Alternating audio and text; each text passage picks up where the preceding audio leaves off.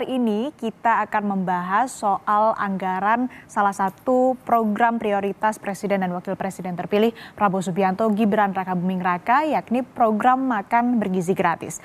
Kemarin IHSG dan rupiah ini kompak menghijau ditutup sama-sama menguat setelah Menteri Keuangan Sri Mulyani memastikan diri untuk hadir dalam penyusunan anggaran makan bergizi gratis program prioritas Presiden terpilih Prabowo Subianto.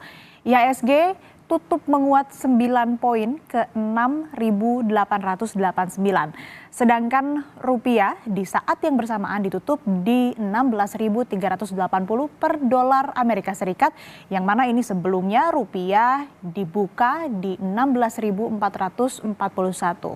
Data tadi kami ambil dari RTI. Dan Menteri Keuangan ini memastikan bahwa anggaran makan bergizi gratis akan cair di tahun depan dan sudah dimasukkan dalam hitungan defisit APBN. Lalu apa yang membuat gejolak pasar mereda pada konferensi pers kemarin, saudara?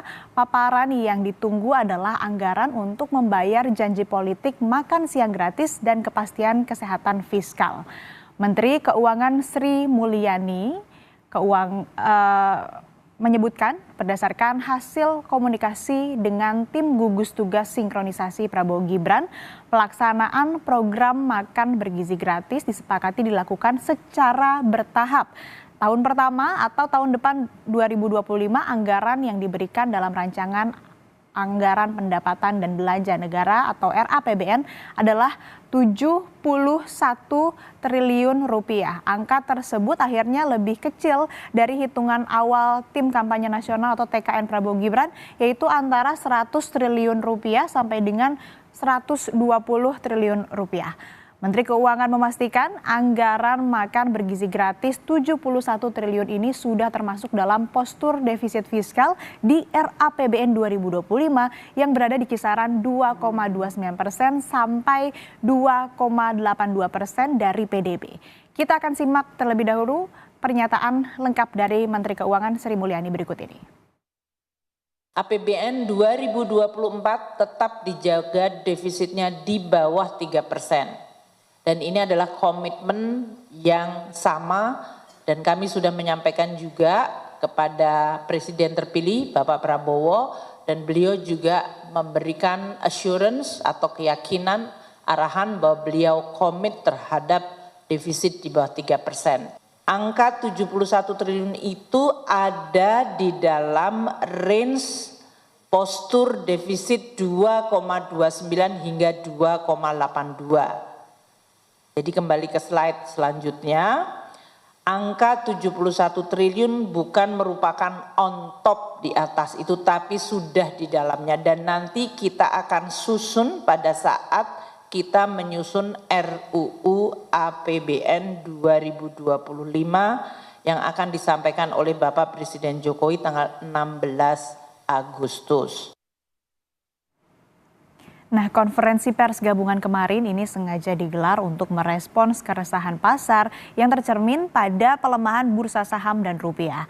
Sebelumnya, saudara, pasar ragu pada masa depan fiskal Indonesia di bawah pemerintahan Prabowo Gibran, terutama jika program makan bergizi gratis ini berjalan dengan menggerus fiskal lebih dari batas aman atau lebih dari 3%. Tetapi Menteri Keuangan Sri Mulyani dan tim transisi Prabowo Gibran akhirnya sepakat untuk menjaga defisit fiskal di bawah 3%, yaitu tepatnya di 2,29% sampai dengan 2,82%.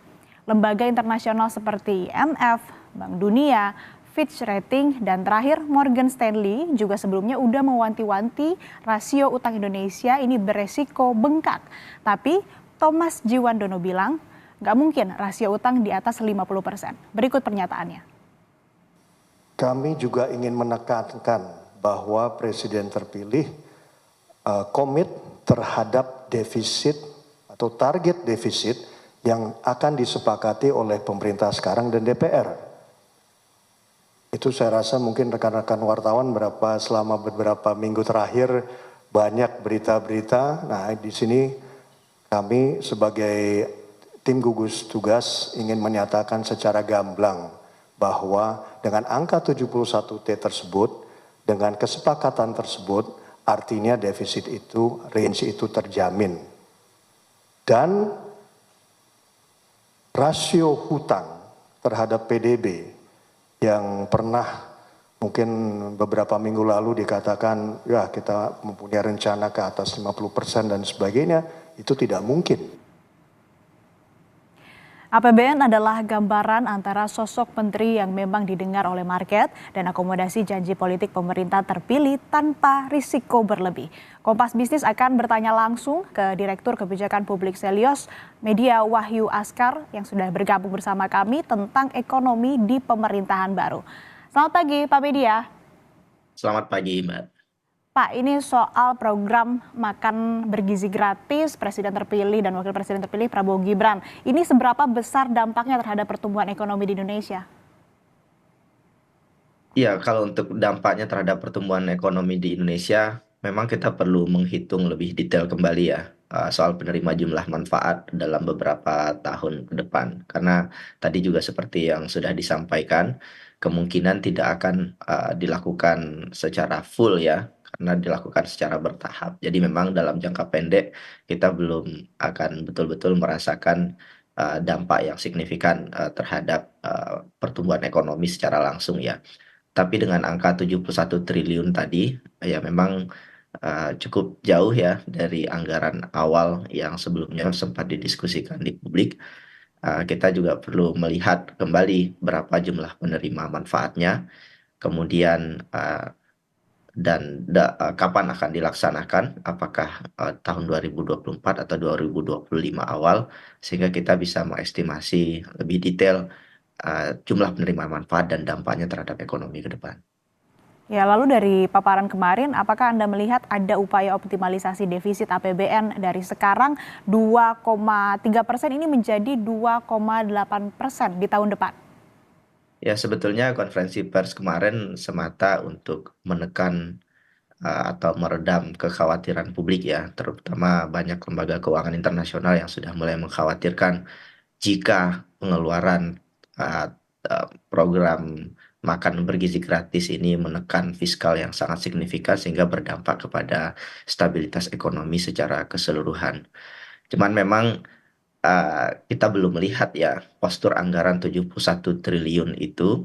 Pertama, berapa jumlah penerima manfaatnya. Yang kedua adalah dari mana sumber adjustment angka 71 triliun tersebut. Jadi kemungkinan besar yang terjadi adalah realokasi beberapa postur anggaran bantuan sosial yang saat ini sudah ada, kemudian digeser ke program makan bergizi gratis ini. Dan ini salah satu yang menurut saya perlu didiskusikan lebih lanjut ya, karena 71 triliun pun itu jumlahnya juga sangat besar. 71 triliun dari total sekitar 490 triliun program bantuan sosial yang saat ini tengah berjalan. Otomatis kalau seandainya sifatnya adalah realokasi dari program bantuan sosial yang hari ini sudah ada, kita perlu melihat kembali program sosial, bantuan sosial mana yang dikorbankan. Karena beberapa bulan terakhir sempat ada diskusi soal penggunaan dana BOS, realokasi pemanfaatan dana BOS, bahkan termasuk diskusinya mengalokasikan sebagian dana desa atau program bantuan sosial yang telah berjalan seperti PKH. Nah, artinya yang saya hanya ingin highlight yang pertama adalah jika sifatnya adalah realokasi program bantuan sosial yang saat ini sudah berjalan, maka kita harus hati-hati karena jangan sampai ini justru mengurangi dampak manfaat bagi masyarakat miskin yang saat ini sudah menerima program bantuan sosial tersebut. Sehingga jika tadi dikaitkan pada dampak ekonomi, jangan sampai justru pergeseran ini merusak progres program pengentasan kemiskinan yang saat ini sudah berjalan, justru dialokasikan kepada sesuatu yang belum tentu berdampak langsung kepada masyarakat. Jadi untuk 71 triliun tadi kita perlu melihat kembali ya rancangan undang-undang untuk APBN ke depan, breakdown-nya seperti apa, untuk kemudian kita lihat sejauh mana program ini bisa memberikan manfaat kepada masyarakat. Artinya memang ini harus diperhatikan lagi, jangan sampai kemudian menggerus dana ataupun juga anggaran untuk bantuan sosial yang memang manfaatnya sudah dirasakan langsung oleh masyarakat miskin begitu. Lalu ini Ya. kalau defisit anggaran dimaksimalkan ke 2,8%, apa konsekuensinya terhadap rasio utang yang saat ini sudah 38% dari PDB dan akan ada berapa triliun tambahan defisitnya? Otomatis dampaknya akan sangat signifikan ya terhadap defisit yang saat ini sudah berjalan. Karena memang di banyak negara program eh, free meal school ya itu memang pendanaannya dibiayai oleh eh, capital dari negara-negara yang memang sudah relatif sangat kuat ya. Jadi memang tidak bergantung kepada termasuk program hutang ya. Artinya ini special case sekali untuk Indonesia. Maka memang saya ada 4 prasyarat yang saya selalu sampaikan di banyak forum. Yang pertama, prasyaratnya adalah programnya jangan mengurangi jumlah manfaat program bantuan sosial saat ini yang sudah ada. Yang kedua, tidak bersumber dari pendanaan hutang luar negeri yang baru. Yang ketiga, pembayarannya harus bersumber dari sumber pajak yang baru. Jadi soal faktor yang ketiga ini yang saat ini belum pernah didiskusikan oleh publik karena pemerintah sepertinya hari ini hanya utak-atik public spending atau dana bansos yang sudah ada, tetapi tidak menggali pembiayaan yang bersumber dari sumber pajak yang baru. Jadi kita harus berdiskusi lebih lebih fair ya, karena jangan sampai justru dengan janji-janji politik program makan bergizi gratis ini justru mengorbankan program bantuan sosial lain yang sudah berjalan seperti yang tadi saya sampaikan. Sedangkan pada saat bersamaan tidak ada peningkatan jumlah sumber pajak yang baru. Dan hari ini kalau kita lihat rasio pajak kita masih di sekitar 10% ya. Dan itu masih sangat sangat rendah dibandingkan kebutuhan belanja struktural yang sangat besar. Kita perlu catat juga ya angka kemiskinan meskipun tercatat menurun sebetulnya pada saat yang sama ketimpangan meningkat gitu. Jadi kita butuh pembiayaan yang dalam jumlah yang sangat besar hari ini. Maka salah satu solusi yang bisa bisa dimulai didiskusikan oleh pemerintah khususnya Kementerian Keuangan adalah pertama, mengoptimalkan pajak dan kemungkinan kalau seandainya kita bisa mengoptimalkan wealth tax pajak kekayaan itu jumlahnya sangat-sangat besar. Jadi kalau hitung-hitungan saya 50 orang kaya Indonesia kalau mereka dikenakan wealth tax 2% saja itu sudah mencapai angka 80 triliun. Jadi kalau seandainya itu dioptimalkan itu sebetulnya dari 50 uh, orang kaya bilioner di Indonesia itu sudah cukup membiayai program makan siang, program makan bergizi gratis yang saat ini sebesar 71 triliun. Tetapi ya opsi peningkatan pajak ini nggak pernah didiskusikan hingga hari ini sehingga memang akhirnya hanya utak-atik public expenditure yang saat ini sudah berjalan dan ini berbahaya sekali karena kalau kita lihat dari segi agregat anggaran bantuan sosial Indonesia, itu adalah salah satu yang terendah di Asia. Bahkan kita jauh di bawah Malaysia, bahkan Vietnam begitu ya, untuk alokasi anggaran bantuan sosial. Jadi kalau 71 triliun hanya pergeseran dari anggaran bansos yang saat ini sudah ada, kita relatif berjalan di tempat dalam hal progres pengentasan kemiskinan dan penguatan pembangunan di Indonesia hari ini. Ya, jadi kalau memang mengacu dengan anggaran yang sudah ada saja, kita relatif akan jalan di tempat begitu. Dan tadi yang kalau bisa saya simpulkan, ini rekomendasi yang bisa dilakukan oleh pemerintah adalah optimalisasi pajak tadi yang dijelaskan oleh Anda ya. Lalu Pak, media ini kan kita pernah mengalami situasi yang sama waktu Jokowi menjabat di tahun 2014. Market menilai fiskal ini nggak prudent untuk infrastruktur dan akhirnya market punish. Rupiah melemah, bursa merah, akhirnya Menkyu Bambang Brojonegoro ini diganti oleh Sri Mulyani. Akhirnya juga market menghijau. Peristiwa sekarang ini mirip. Pertanyaannya, besarnya dan sekrusial apa sosok Menteri Keuangan di Kabinet Prabowo Gibran nanti? Saya kira sangat krusial ya, karena dari segi market yang dibutuhkan hari ini oleh pelaku usaha adalah soal kepastian ya. kepastian perencanaan keuangan di masa yang akan datang. Apakah perencanaan keuangan itu masuk akal, kemudian bisa menopang pembangunan ekonomi yang saat ini tengah berjalan. Dan peran Menteri Keuangan jelas sangat signifikan sekali ya, karena dibutuhkan sosok pemimpin yang tidak hanya kuat dari segi tataran fundamental perekonomian, tetapi uh, seorang menteri yang juga capable untuk melakukan kerjasama lintas organisasi, lintas lembaga, dan bekerja sama dengan asosiasi pengusaha. Jadi belakangan saya lihat banyak missing yang terjadi karena kementerian-kementerian khususnya di sektor keuangan ya tidak berkoordinasi satu sama lain.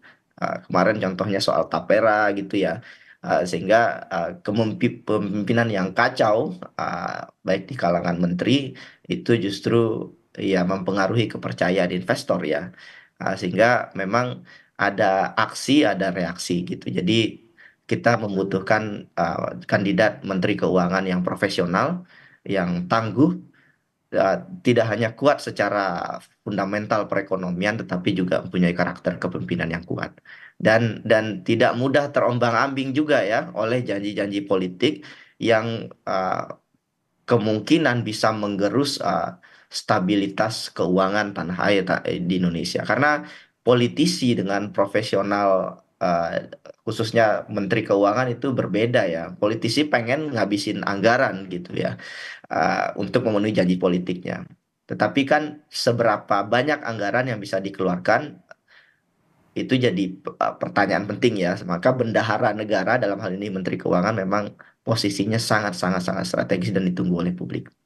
Ya, sangat strategis, sangat krusial peran dan posisi dari Menteri Keuangan, dan tadi harus sosok yang tidak hanya bisa atau expertise di bidang keuangan, di bidang ekonomi saja, tapi juga harus bisa berkoordinasi, berkolaborasi, dan juga punya jiwa kepemimpinan untuk kemudian nantinya bisa berkomunikasi dengan stakeholder ataupun kementerian terkait lainnya.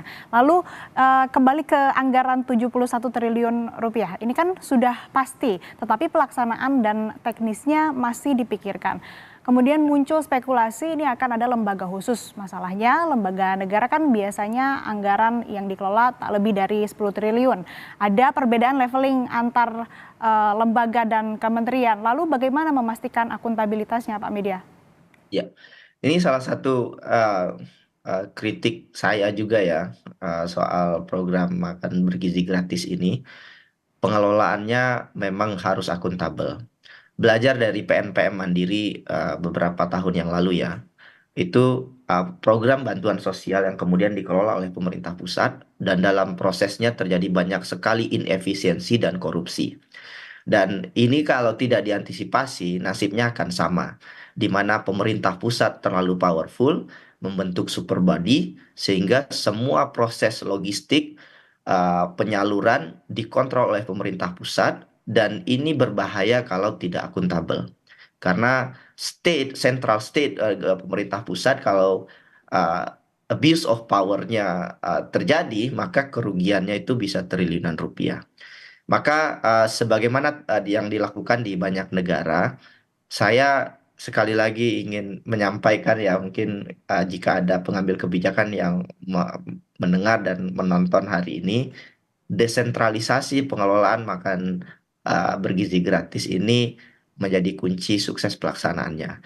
Artinya proses pengelolaan program ini sebaiknya diserahkan secara mandiri kepada sekolah, kepada pemerintah daerah bahkan, dan bukan dikelola melalui proyek skala besar oleh pemerintah.